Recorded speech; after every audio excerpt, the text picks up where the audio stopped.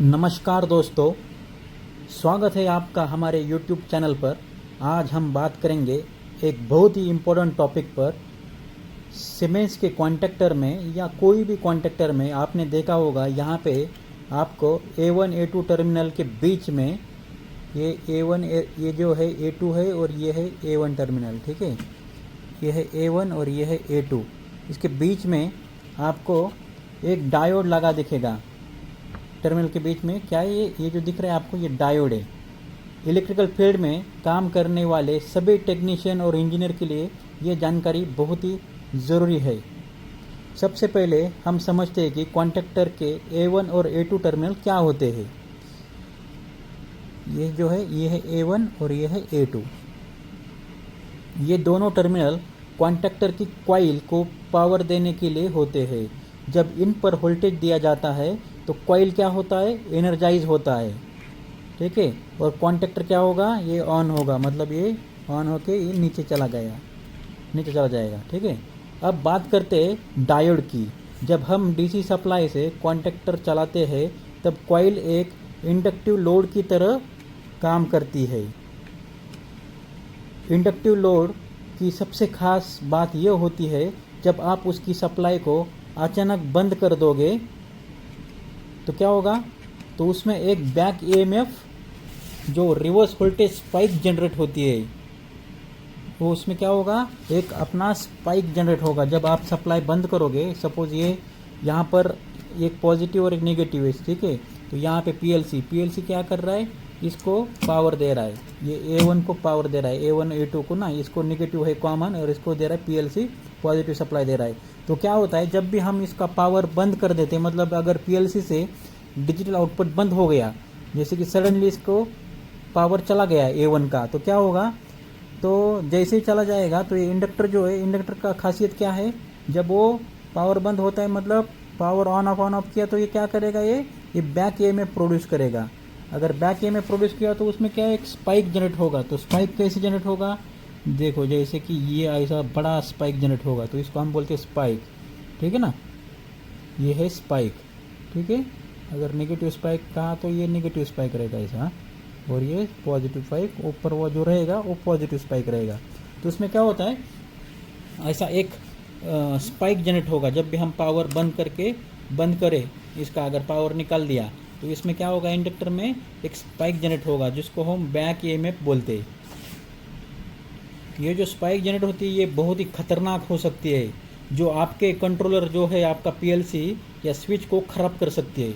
अगर ये स्पाइक ऐसा अगर जनरेट हो गया तो क्या होगा, ये बैक ईएमएफ से, तो इसके अंदर पावर बंद हुआ तो भी ये फ्लो करेगा। कैसे, अभी ये जो नॉर्मल पावर में, ये जब नॉर्मल पावर आएगा तो कैसे होगा फ्लो, पॉजिटिव और ये नेगेटिव, फिर ऐसा आपका सर्किट कंप्लीट होगा। तो उस टाइम पे ये जो आपका फ्री व्हीलिंग डायोड है, इसको हम फ्री व्हीलिंग डायोड बोल सकते हैं। तो उस टाइम पे ये आपका जो फ्री व्हीलिंग डायोड है ये काम नहीं करेगा, क्योंकि कब काम करेगा, जब आप यहाँ पे पॉजिटिव सप्लाई दोगे यहाँ पे और यहाँ पे नेगेटिव आएगा तब भी वो काम होगा। नहीं तो ऐसा इस कंडीशन में वो काम नहीं करेगा, क्योंकि पॉजिटिव ये साइड में, ठीक है। एनोड में पॉजिटिव चाहिए, तो लेकिन यहाँ पे क्या है, एनोड में पॉजिटिव नहीं है, यहाँ पे नेगेटिव, इसलिए वो काम नहीं करेगा, ये स्टॉप रहेगा, ये बंद रहेगा। सिर्फ आपका जब ये पावर आएगा तो आपका सिर्फ कॉइल और यहाँ से ऐसा सर्किट कंप्लीट होगा, ठीक है। उस कंडीशन में ये बंद रहेगा। अभी जब हम पीएलसी का पावर ऑफ करेंगे, मतलब पावर चला गया सपोज, तो ये पीएलसी के अंदर सपोज ये नो हो गया, तो जैसे ये नो हो जाएगा तो इसका पावर क्या होगा, कट ऑफ होगा। तो जैसे ही पावर कट ऑफ होगा, तो पावर कट ऑफ होने के बाद क्या होगा, ये जब पावर कट ऑफ होगा तो जो इंडक्टर का जो प्रॉपर्टी क्या है, वो क्या करेगा, वो बैक ईएमएफ प्रोड्यूस करेगा। बैक ईएमएफ कैसे प्रोड्यूस करेगा, यहाँ पे पॉजिटिव था, यहाँ पे नेगेटिव था पहले, तो जब ये पावर बंद होगा तो पॉजिटिव नीचे जाएगा और नेगेटिव ऊपर जाएगा। तो जैसे इसको अगर नेगेटिव गए तो यहाँ पे नेगेटिव आएगा और यहाँ पे पॉजिटिव आएगा, तो क्या होगा, तो आपका जो वोल्टेज है ये फ्लो होगा ऐसा, ठीक है ना। अगर आपने डायोड नहीं लगाया तो क्या होगा, ये वोल्टेज फ्लो होगा ऐसा, मतलब ये पीएलसी में जाएगा, पीएलसी का कंपोनेंट डैमेज कर देगा, तो फिर बाद में लफड़ा हो जाएगा, मतलब पीएलसी ख़राब हो गया तो प्रॉब्लम हो जाएगा ना। तो ये प्रॉब्लम हमने बहुत देखा था पहले, अपने जो साइंटिस्ट लोग थे ना, उन्होंने इनको बहुत फेस किया है, तो इनको समझ में नहीं आ रहा था कि एक्चुअली क्या प्रॉब्लम हो रहा है। जब इन्होंने बहुत सारा स्टडी किया तो इनको मालूम हो गया, उन्होंने ऑसिलोस्कोप लगा के देखा तो क्या हो रहा है, वो मिली सेकंड के लिए, माइक्रो सेकंड या मिली सेकंड के लिए यहाँ पे बैक ईएमएफ प्रोड्यूस हो रहा है, वो जो समझ में नहीं आ रहा था, मल्टीमीटर भी उसको कैच नहीं कर पा रहा है। तो ये साले परेशान हो गए लोग, साला ये क्या हो रहा है, अपना पीएलसी क्यों डैमेज हो रहा है, या जो इलेक्ट्रॉनिक कार्ड है वो क्यों डैमेज हो रहा है। तो इसकी वजह से उनको फिर उन्होंने जब स्टडी किया, डीप स्टडी किया तो उनको मालूम हो गया कि साला ये बैक ईएमएफ प्रोड्यूस कर रहा है। कौन? ये इंडक्टर। ठीक है, उनको तो मालूम था कि इसका प्रॉपर्टी वही है कि ये प्रोड्यूस करेगा बैक ईएमएफ, लेकिन ना उन्होंने गौर नहीं किया था। तो फिर बाद में उनको जब ऑसिलोस्कोप लगाया तो उनको पता लग गया कि यार साला ये तो बैक ईएमएफ प्रोड्यूस कर रहा है, तो यही प्रॉब्लम है। तो फिर बाद में उन्होंने क्या किया, ये बैक ईएमएफ को रिड्यूस करने के लिए उन्होंने डायोड लगाया, जिसको हम फ्री व्हीलिंग डायोड बोलते हैं। तो ये डायोड कैसे लगाया, ये देखो, ये रिवर्स बायस में लगाया। जब पावर आएगा तो ये काम ही नहीं करेगा, जब पावर जाएगा तब ये काम करेगा। मतलब रिवर्स फंक्शनिंग में डायोड काम नहीं करता, वो फॉरवर्ड बायस में काम करता है।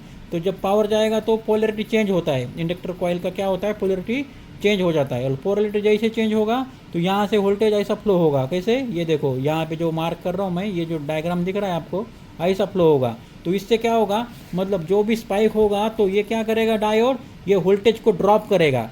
मतलब ये इसको कुछ कंडक्ट होने के लिए कुछ वोल्टेज लगेगा ना, 24 वोल्ट ऐसा कुछ, तो ये क्या करेगा, या ऐसा उसका कंटिन्यूसली सर्कुलेट होगा ये कॉइल के अंदर से।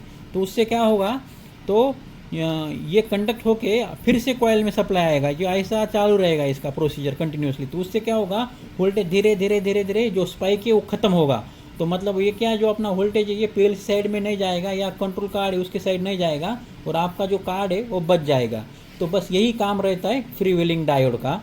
तो चलो, तो देखिए यही वजह है कि हम A1 और A2 में, ये है A1 और ये है A2। A1 कौन सा है, ये है A1 और ये है A2। तो इसके बीच में हम क्या लगाते, वो फ्री व्हीलिंग डायोड लगाते। यही वजह है खास। डायोड का काम क्या है, डायोड का काम क्या रहता है, जब कॉइल की सप्लाई बंद होती है ना, तो वो बैक ईएमएफ जो बनती है, तो डायोड उस ईएमएफ को उसी कॉइल में डिसिपेट कर देता है। मतलब जो भी वोल्टेज बनेगा तो इसमें ही ऐसा घुमाते रहेगा कंटिन्यूसली, उसी में डिसिपेट करेगा, जो एनर्जी है उसको लॉस करेगा, मतलब डिसिपेट करेगा, और स्पाइक को बाहर जाने नहीं देगा। वो जो भी स्पाइक बनेगा उसको बाहर नहीं जाने देगा। तो उससे क्या होता है, आपका सर्किट जो भी है, जो पीएलसी सर्किट है या कंट्रोल कार्ड है, वो आपका सुरक्षित रहेगा, उसको कोई नुकसान नहीं पाएगा। और डायोड हमेशा याद रखना, डायोड हमेशा रिवर्स बायस होता है, यानी A1 और A2 के बीच में, A1 और A2 के बीच में ऐसा लगाया जाता है कि सप्लाई के समय वो काम न करे। जब भी सप्लाई आएगा वो काम नहीं करेगा, लेकिन जब बैक ईएमएफ आए तब भी वो कंडक्ट करेगा। जब भी बैक ईएमएफ घुसेगा इसके अंदर तब भी वो काम करेगा। आमतौर पे ये जो डायोड है, हम इसका जो रेट, जो मॉडल नंबर है, जो हम मैक्सिमम यूज़ होता है 1N4007, ये मैक्सिमम यूज़ करते हो। कोई भी लगा सकते हो डायोड, लेकिन ये कॉमनली रहता है, यही लोग यूज़ करते ज़्यादा, जैसा ये डायोड इस्तेमाल किया जाता है। ठीक है ना। अगर आप AC कॉइल वाले कॉन्टेक्टर में डायोड लगाएंगे तो वो गलत होगा। कोई लोग क्या करते हैं, साला वो देखेंगे नहीं वो AC है या AC है, बस लगा दो, डायोड लगाना है लगा नहीं, उसके पीछे का लॉजिक नहीं समझते। तो इसमें क्या है, आपको ये लॉजिक समझना, ये जो डायोड लगाएंगे ना, सिर्फ हम DC कॉन्टेक्टर में ही लगाएंगे। ये जो कॉन्टेक्टर है ना, ये है DC, यहाँ पे लिखा है देखो, यहाँ पे लिखा है देखो A1 DC 24 वोल्ट, और ये देखो A2 नेगेटिव। मतलब ये क्या है, सिर्फ DC है। तो आपने क्या करना है, जो भी डायोड, जो भी कॉन्टेक्टर है, सिर्फ DC कॉन्टेक्टर में लगाना है, ना कि AC। अगर आपने AC में लगाया तो वो गलत हम लगाते। ठीक है ना। तो कभी भी AC में नहीं लगाने का, सिर्फ DC कॉइल के लिए लगाया जाता है। ठीक है। तो दोस्तों, उम्मीद है आपको ये अच्छे से समझ आ गया होगा कि कोई भी कॉन्टेक्टर या सीमेंस कॉन्टेक्टर में ये डायोड जो है, ये DC कॉन्टेक्टर में A1 और A2 में क्यों डायोड लगाया जाता है। इससे आपका सिस्टम सुरक्षित रहता है और कॉन्टेक्टर की लाइफ भी बढ़ती है। अगर आपको ये वीडियो पसंद आया हो तो लाइक करें, शेयर करें और सब्सक्राइब करें।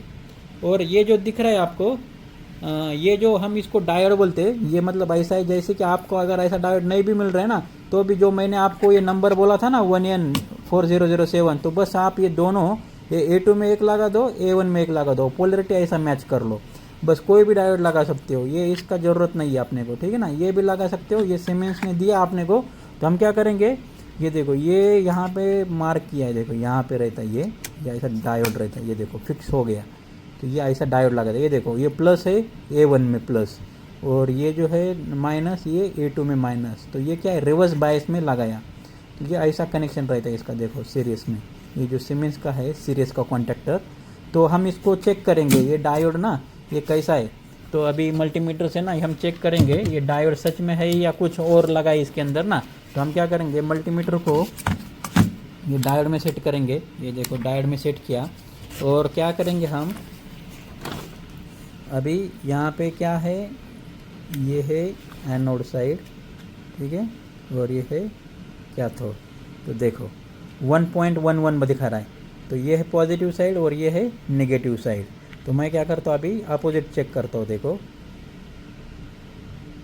तो अपोजिट चेक किया तो नहीं आना चाहिए, देखो नहीं आ रहा है। ये देखो मैंने अपोजिट लगाया तो यहाँ पे देखो वोल्टेज जो रीडिंग है, ये देखो डायोड का सिंबल दिख रहा है आपको। तो इसमें कुछ नहीं दिखा रहा है। लेकिन जब मैं एनोड में पॉजिटिव, एनोड कैथोड में लगाऊंगा, बराबर कनेक्शन करूंगा पॉजिटिव नेगेटिव, तो देखो डायोड का सिंबल दिखा रहा है 1.110 दिखा रहा है। यहाँ पे ये रीडिंग आना चाहिए। तो मतलब ये जो है ये डायोड ही है, ठीक है ना। तो और यहाँ पे आप सिंबल भी देख सकते हैं, डायोड का सिंबल है। तो जस्ट इसको ऐसा लगाना है। तो यही रीज़न है कि हम डायोड इसके अंदर लगाते हैं। अगर वीडियो अच्छा लगा तो प्लीज़ सब्सक्राइब करो। जैसे कि हमने यहाँ पे देखा कॉन्टेक्टर में ये डायोड लगा है, ये आक्रोस में लगा है, ठीक है ना, रिवर्स बायस में डायोड लगा है कॉन्टेक्टर में। तो यहाँ पे देख लो, यहाँ पे ये रिले है, फाइंडर का रिले है। तो इसमें भी देखो ये डायोड लगाया। ये देखो ये जो है यहाँ पे भी इंडिकेटर लाइट है। और देखो इसको ओपन किया तो यहाँ पे भी ये देखो डायोड है। ये क्या कैसे लगा है, रिवर्स बायस में लगा है। इसका ये जो नीचे का हिस्सा है डायोड है, वो ये जो है ये एलईडी है। जब भी इसमें पावर आएगा पॉजिटिव और नेगेटिव तो ये एलईडी ऑन होगा। मतलब ये एलईडी क्या है, ये है 624 वोल्ट के ऊपर ये ऑपरेट होगा।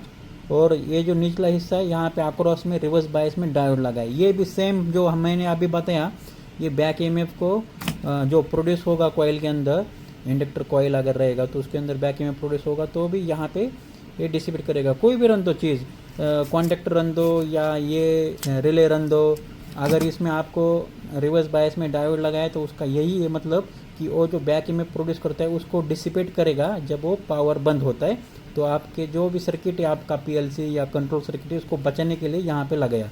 तो ऐसे बहुत सारे केस में आपको पता लगेगा कि हर जगह पे ऐसे ये डायोड्स लगे हुए रहते, कुछ कॉन्टेक्टर में कुछ रिले में ना। तो यही उसका रीज़न है डायोड लगाने के पीछे। उसको हम फ्री व्हीलिंग डायोड बोलते और फ्लाई व्हील डायोड भी बोल सकते हैं इसको, ठीक है।